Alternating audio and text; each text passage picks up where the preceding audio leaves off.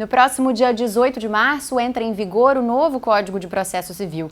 O texto traz várias alterações para o processo civil no país e quem comenta essas mudanças é o desembargador Fernando Estevão Bravin, que é o presidente da Comissão de Estudos do Novo Código. Tudo bem, desembargador? Tudo bem, é uma satisfação muito grande estar aqui na TV Justiça para conversarmos um pouquinho sobre o novo Código de Processo Civil, que se avizinha a sua vigência, as preocupações naturais de todos que venham a trabalhar com o processo civil, no cotidiano do Poder Judiciário. Estamos aqui para conversar um pouquinho e ver o que é possível extrair de todas essas dúvidas, que é o nosso cotidiano. Desembargador, mesmo antes da entrada em vigor da nova legislação, o tribunal já vem se preparando, já vem se adaptando a essa nova realidade, não é isso? O tribunal, desde o segundo semestre do ano passado, tomou algumas iniciativas prevendo importantes modificações em seu regimento, na própria legislação estadual e na sua estrutura, diante do que se avizinhava, que era a vigência do novo Código. Principalmente das normas relacionadas com a primeira instância, que ficam muito voltadas à corregedoria. Temos boas notícias, e que a corregedoria já está bastante avançada para fins de nortear os juízes de primeiro grau, como proceder em algumas questões duvidosas com a vigência do novo Código. E o tribunal agora, por esses dias, tem começado a discutir com bastante intensidade a modificação do seu regimento, a composição das suas câmaras reunidas, a composição das suas câmaras isoladas, própria competência de alguns processos originários e recursais desses órgãos fracionários. A Comissão de Estudos analisou várias necessidades estaduais para se adaptar a esse novo código. E foi uma análise bem participativa, desembargador? A comissão trabalhou por vários meses. Inicialmente, tínhamos uma estimativa de 60 dias, mas inserimos dentro dos trabalhos da comissão 2 audiências públicas. As audiências eram extremamente públicas, no sentido de portas abertas, de participação de todo e qualquer cidadão. Mas focamos preferencialmente a primeira audiência para magistrados e a segunda audiência para advogados. E não foi surpresa a grande participação de magistrados, que trouxeram propostas, sugestões e preocupações relevantes para inserção no relatório, bem como a audiência, e teve majoritariamente a participação de advogados, com propostas bastante eficientes, robustas, preocupações trazidas pelos causídicos que nos surpreenderam positivamente e são parte deste relatório. Quer dizer, todo mundo preocupado, e se preparando para essa nova legislação. Um dos maiores objetivos desse novo código, desembargador, é fortalecer a conciliação entre as partes, não é isso? Tem algum mecanismo criado ou algumas formas que foram estabelecidas pela nova legislação para que isso aconteça? Olha, eu entendo, e aí a gente faz uma análise teórica, mais focada no campo acadêmico, que o novo código ele não trouxe uma inovação espetacular. Ele não conseguiu trazer para o nosso sistema processual brasileiro um efeito assim fantástico no campo da conciliação, no campo da solução de litígios. Mas ele iniciou um processo que me parece bastante relevante, que é o processo da conscientização. Ele já traz em seu artigo 2º, parágrafo 3º, que é dever das partes, dos advogados, do Ministério Público, do magistrado, dos auxiliares da Justiça, o dever de conciliar e de permitir a mediação. Então, isso, se a gente não identifica como um princípio, a gente notadamente reconhece que é um norte que o novo código dá. E no campo procedimental, ele criou uma audiência, e essa audiência, ela se antecipa a todos os atos do processo, a não ser a petição inicial, eventual apreciação de uma liminar, que pode ser focada numa pretensão de antecipação de tutela ou de provimento cautelar, e a citação. Então, assim que há a citação, ocorrendo o pedido do autor para que haja essa audiência de conciliação e mediação, o magistrado faz a designação dessa audiência, mesmo antes da resposta do réu. E o réu, por outro lado, ele pode concordar em participar dessa audiência ou previamente discordar mediante petição, dizendo, ó, não me interessa essa audiência. Então, essa audiência, que tem previsão no artigo 334 do novo Código, ela é um dos instrumentos que tentou o legislador, essa nova legislação processual, para que a conciliação ocorra antes de iniciado o processo em sua plenitude no sentido da controvérsia. Então, antes das partes exteriorizarem toda a sua controvérsia, como é a resposta do réu, havia a possibilidade de conciliação. Outra mudança é a simplificação na defesa do réu, né, desembargador? Como é que é o procedimento hoje e como é que vai ser daqui para frente? A defesa do réu, no processo, e especialmente no processo civil, ela é um acontecimento que vai da citação até o trânsito em julgado. Não podemos dizer, né, que o réu, na sua resposta, ele exaure a sua defesa. Mas o que ocorre no novo Código é que, apesar do Código manter um princípio que a gente chama de princípio da eventualidade, né, ou seja, o réu tem que alegar toda a matéria de defesa na primeira oportunidade, ele simplificou algumas coisas assim. Por exemplo, hoje, nós temos especialmente, de forma bem reconhecida, a resposta do réu dentro de um contexto em que ele expõe por meio de contestação, ele expõe por meio de exceção e por meio da reconvenção. E alguns autores até reconhecem uma quarta via, né? Uma quarta espécie de resposta, que seria a declaratória incidental do réu.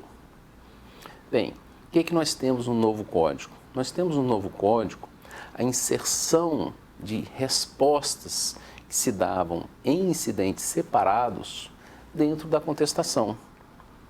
Por exemplo, a reconvenção hoje, ela é em peça autônoma, separada da contestação. No novo Código, ela se dará dentro da contestação. Nós temos, portanto, uma peça única de contestação e reconvenção.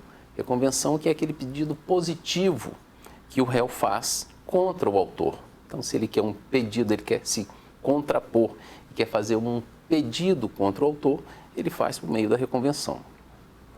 Outra espécie que nós temos e que o Código, eu diria que simplificou, foi a exceção de incompetência.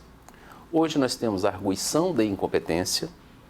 Quando falamos arguição de incompetência, significa que é em razão da matéria ou em razão da pessoa. E nós temos a exceção de incompetência, que é em razão do lugar.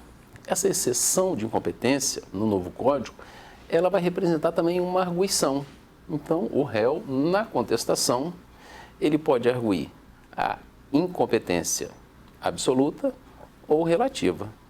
Então, na própria contestação. Nós temos, então, o exemplo da reconvenção, temos o exemplo da exceção de incompetência. Temos um outro também, e esse me parece até mais apropriado, é a inserção na contestação da impugnação ao valor da causa. Hoje nós temos a impugnação do valor da causa fora da contestação. Forma-se um instrumento, né? E dentro desse instrumento, que é um incidente ao processo principal, o juiz decide sobre o valor da causa.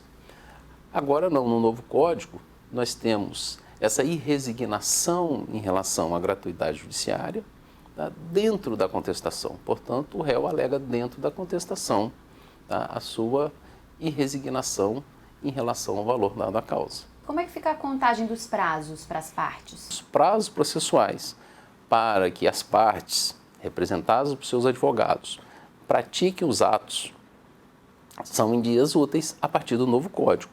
E não só em dias úteis, aqueles prazos estabelecidos por lei, por exemplo, o prazo recursal de 15 dias, mas os prazos também estabelecidos pelo juiz, 5, 10, 15, dependendo da circunstância, até 30 dias. Todos esses prazos serão em dias úteis na nova normatização do artigo 219 do novo Código de Processo Civil.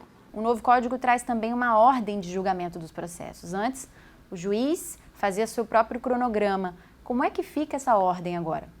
Essa ordem, ela é objeto de bastante preocupação por parte da magistratura. Ela foi identificada como uma questão que pode trazer mais transtornos para as próprias partes do que solução na cronologia.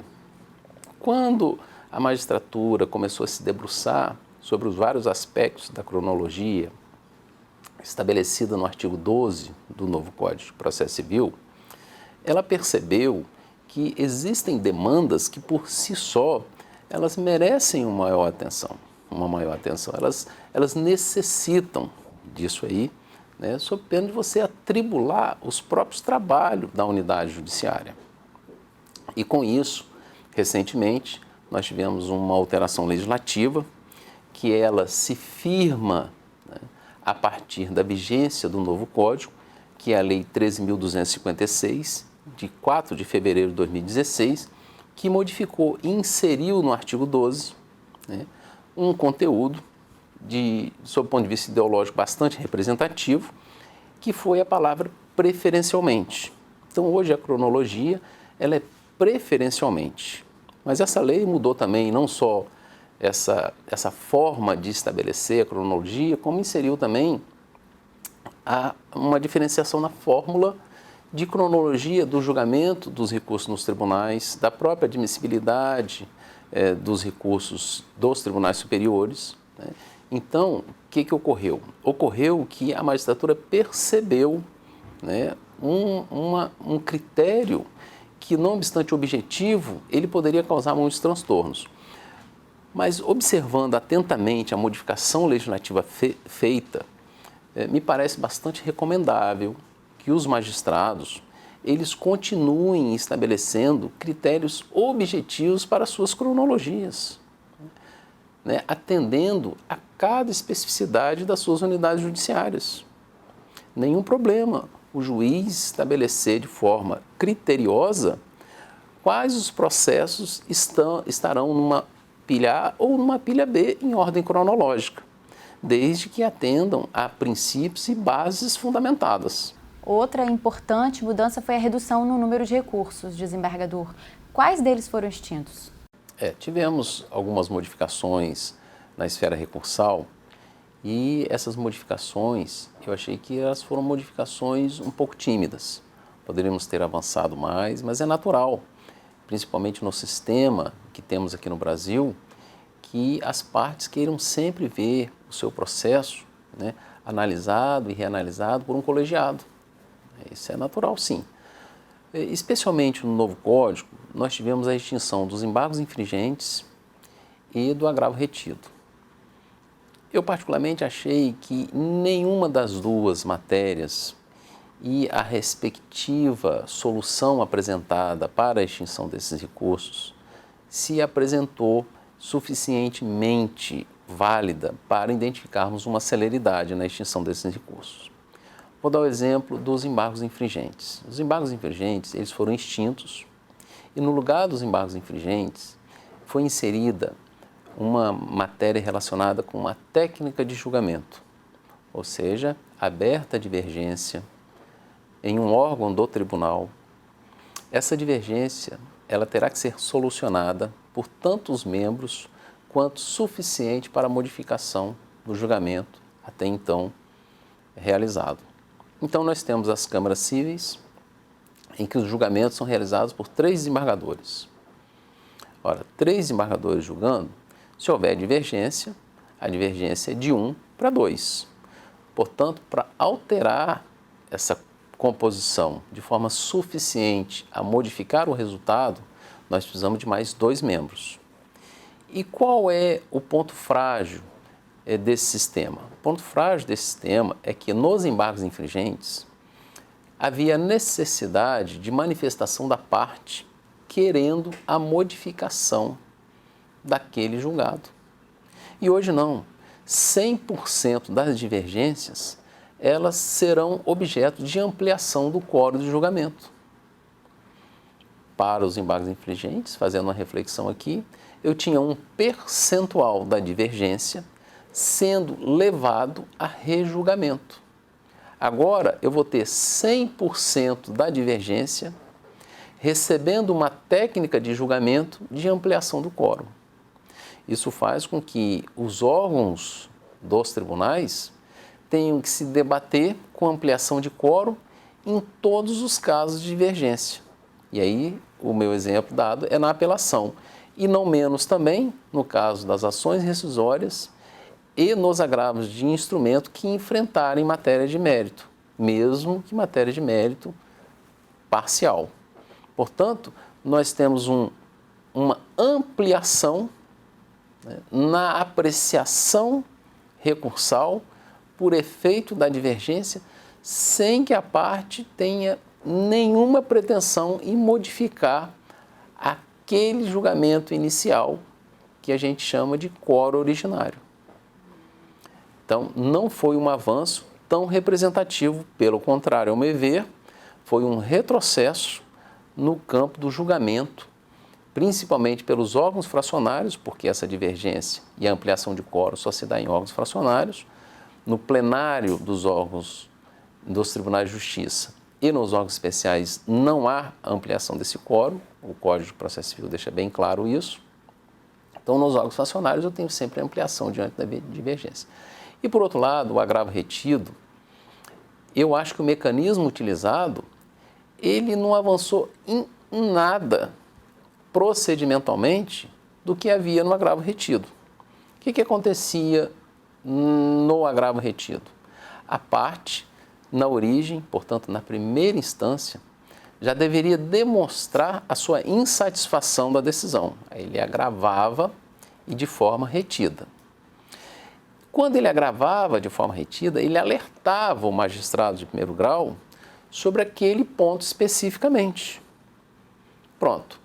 Extinto o agravo retido, a parte tem o direito, por ausência de preclusão, e o Código de Processo Civil é claro em especificar que não preclui o ato processual praticado pelo juiz, artigo 1009, parágrafo 1º, a parte vai supresar o magistrado de primeiro grau, que já deu a sentença, somente nas alegações da apelação, ou pior, nas contras-razões de que ela está insatisfeita com aquela decisão.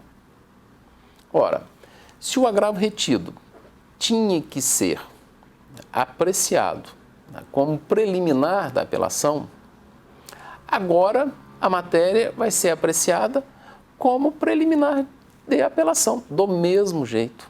A diferença é que o juiz de primeiro grau, ele não vai receber da parte uma manifestação recursal, coisa que ocorre com agravo retido. Mas no campo da celeridade, nenhum acontecimento extravagante, excepcional, que venha solucionar o processo ou trazer um tempo menor para o curso desse processo. A pedra de toque do novo Código não é a diminuição dos recursos. Nós temos alguns instrumentos inseridos no novo Código que podem sim representar, né, uma inovação, um avanço, né, uma colocação no nosso sistema processual que venha a trazer positivos reflexos. Mas, a meu ver, não é pela extinção, especialmente desses dois exemplos recursais que eu dei, que foram os embargos infringentes e o agravo retido. Para o senhor, qual seria o maior avanço? Um avanço real? Um avanço real, me parece que o IRDR, que é um incidente de resolução de demandas repetitivas, vem me chamando bastante a atenção.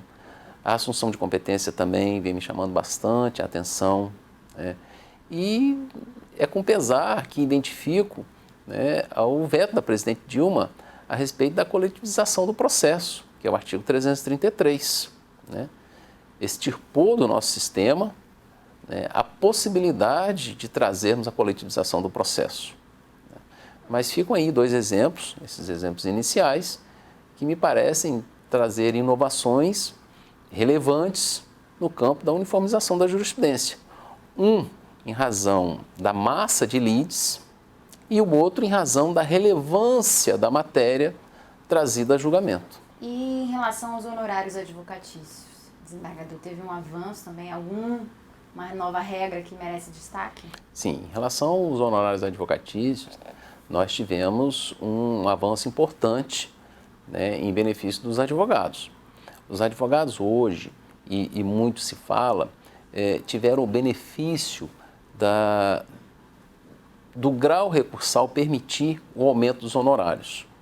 Essa é uma matéria bastante colocada na mídia, né, nos artigos que a gente lê cotidianamente, mas, ao meu ver, a maior conquista por parte dos advogados não foi exatamente este ponto, ou seja, o arbitramento de honorários na primeira instância, né, ter a permissibilidade, né, de ser aumentado na segunda instância em razão da apreciação do recurso. Eu acho que o maior avanço para os advogados foi a extinção da compensação. A extinção da compensação, ela realmente representa uma diferença substancial na apreciação dos honorários aqui no Brasil. O artigo 85 do novo Código, ele fala claramente, em seu parágrafo 14, a proibição de compensação de honorários.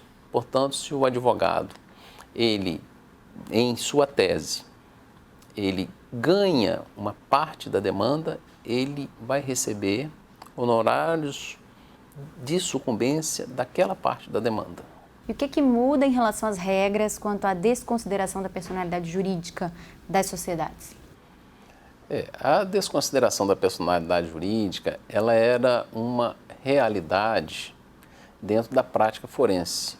O atual código não regula a desconsideração da personalidade jurídica. O novo código, diferente da legislação atual, ele trouxe, né, em sua sistemática, no sistema dele, a desconsideração da personalidade jurídica como intervenção de terceiro. Então, prestigiou a desconsideração da personalidade jurídica com um capítulo próprio e fez mais, criou um incidente da personalidade jurídica. Então, quando ele cria esse incidente, ele estabeleceu algumas normas, né, que cabe ao magistrado seguir para, então, desconsiderar a personalidade jurídica de uma empresa. Damos os exemplos. E faço uma ressalva que o Código permitiu a desconsideração inversa. A desconsideração inversa é a empresa rica e o dono pobre. Ou seja, a empresa com patrimônio e o dono que está recebendo os efeitos de um comando judicial não tem patrimônio. Então, a pessoa física sem patrimônio, que está sendo demandada, que é objeto de um cumprimento de sentença, uma execução, ela não tem patrimônio. Mas a sua empresa é extremamente rica, tem patrimônio. Então, é a personalidade, é a desconsideração inversa. E, por outro lado, é a empresa que está sendo demandada, que é a desconsideração da personalidade jurídica, e não tem patrimônio, e os seus sócios, ou um dos seus sócios, né, é extremamente aquinhoado com patrimônio. Portanto, nesses casos, tanto o sócio, no caso da desconsideração, quanto a empresa, no caso da desconsideração inversa, eles serão citados. Então, eles são citados previamente para responderem àquele incidente da desconsideração. O juiz vai analisar se é caso da desconsideração, decidir interlocutoriamente sobre aquilo ali, para fins de desconsiderar ou não, né, a personalidade jurídica, para atingir o patrimônio daquele que não é parte formal do processo. Diferente do que ocorre hoje, em que a desconsideração não tem uma regulamentação tão específica e muito menos é colocada como intervenção de terceiro. No novo Código, ela é uma intervenção de terceiro e recebe um capítulo próprio a respeito de como procedimentalizar, tá, a fim de se chegar à decisão de desconsiderar ou não a personalidade jurídica da empresa ou se estabelecer uma desconsideração inversa. Tá certo, desembargador. Então, no próximo dia 18, entra em vigor o novo código e fica revogado o atual código que foi editado na época da ditadura. Dá pra gente fazer uma breve análise evolutiva? Dá. Apesar do atual código, né, ele ter sido elaborado, né, publicado, entrado em vigência, né, nos anos, especialmente na sua publicação em 73 e a sua vigência em 74, a gente não pode dizer, né, que saímos de um código nebuloso, negro, para um código que é brilhantado pela sua existência, né? Nós tivemos grandes mentes, né, que trabalharam na elaboração do atual código, que a gente chama de Código de 73, e aí faço referência ao ministro Pusaid. É um código com bastante carga democrática, né, em que ele permitiu, né, por longos anos, né, a evolução do processo civil brasileiro. E recebeu também, durante esses anos, né, as chamadas micro-reformas, né, que possibilitaram que o atual código sobrevivesse em condições bastante razoáveis, né, como um sistema processual civil brasileiro. E o novo código, é óbvio que temos grandes esperanças no novo código. Desejamos, né, grande sucesso ao novo código. E o sucesso vai depender mais de como vamos utilizar, como vamos receber esse novo código, do que propriamente, né, a letra fria desta norma.